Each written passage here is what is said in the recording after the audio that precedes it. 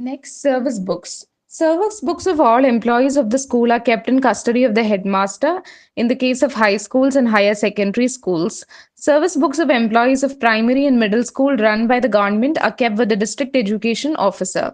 The service book is a comprehensive record of the employee's date of appointment, transfer, date of birth, educational qualifications, identification marks, permanent home address, study leave or extraordinary leave taken with or without pay, grades received, efficiency bar crossed over, the increments received, suspension, degradation, or reinstatement, if any, and the like.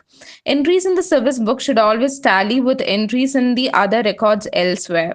Service in other institutions and departments should be duly verified and entered in the service book by a competent authority. Next, salary register or acquittance register. It is an important record kept in the school office showing details of salaries paid every month to each of the teachers and other members of the staff for the services they rendered to the school.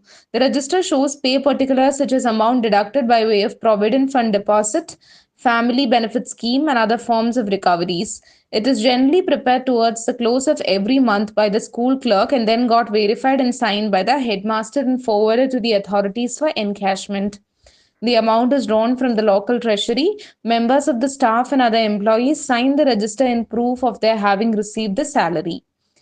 Next, cash book and ledger. Cash book is a record of all money transactions carried through from day to day in school. It has a credit side and the debit side. All amount received by the school from fees, fines, funds, donations, scholarships, stipends, endowments, grants, and aid or from the government treasury are shown on the credit side. All payments like salaries to employees, scholarships and stipends to students, contingent expenditure incurred, deposits made in the treasury bank, post office, etc. are entered on the debit side. Balance is brought on each due day and shown neatly in red ink. The day's business is closed with headmaster's signature to avoid discrepancies of any kind. Ledger is a necessary complement of the cash book. All entries made in the cash book are carried to the ledger in their respective accounts item wise. Such a procedure facilitates checking at a glance how much amount has been spent on a particular item. It is also helpful in preparing the financial budget, monthly and annual accounts, as well as the annual statistics and annual returns. Next, stock register. It is a register for keeping a record of all the movable property in a school.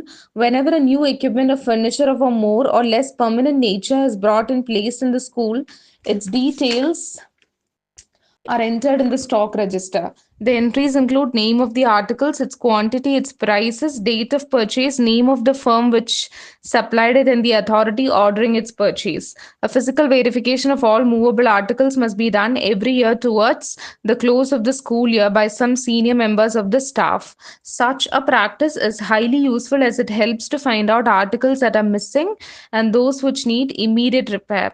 Some schools keep room wise stock register, and the teacher in charge of that room is held responsible for the proper upkeep of the register. Broken and unserviceable articles are struck off from the register with headmaster's signature. Next, register for school contingencies. This is a register meant for keeping account of the contingent expenses such as purchase of office stationery, postage, repairs to buildings, and so on. The headmaster is often provided with a contingency advance out of which he can spend an amount on his own accord in purchasing contingency items. All such expenditure is entered in the register under various columns pertaining to the type of expenditure that has incurred with dates. All entries are to be supported by proper receipts kept in a separate file.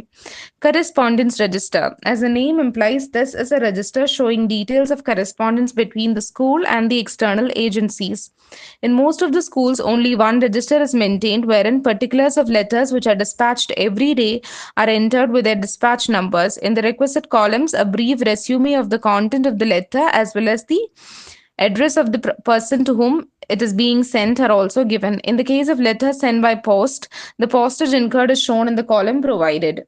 Letters sent under registered post are given receipts, and such receipts are to be attached to the register in proof of the amount charged for its dispatch. In schools where the correspondence is more in numbers, a receipt register is also maintained for furnishing details of letters received by the school from different agencies and sources. Last, fee collection register. Collection of fees was admission, tuition, games, laboratory, and any other fee that may be realized from students is regarded as one of the main duties of the headmaster. But for convenience, this duty is assigned to the teachers in charge of classes. There are fixed dates for fee collection. Class teachers collect fees at the beginning of the regular work after the roll call. On receipt of payment from each pupil, the class teacher makes the necessary entry against the pupil's name in the prescribed fee register with his initial showing the date. Students are given proper receipts. For this, registers with counterfoils numbered consecutively are used. After the day's collections are over, the school teacher should note down the total amount collected in the column provided, attest it, and hand it over to the headmaster on the same day. The headmaster acknowledges the receipt of register by signing it in another column. He should see that the amount collected agrees with the amount handed over to him by the teachers concerned. Besides the fee collection register for various classes, the headmaster maintains a consolidated fee register to record the total amount collected from different classes on the same day. This register forms the basis on which fees are remitted to the treasury or to the bank. Hence, the importance of accurate maintenance of this register is very important.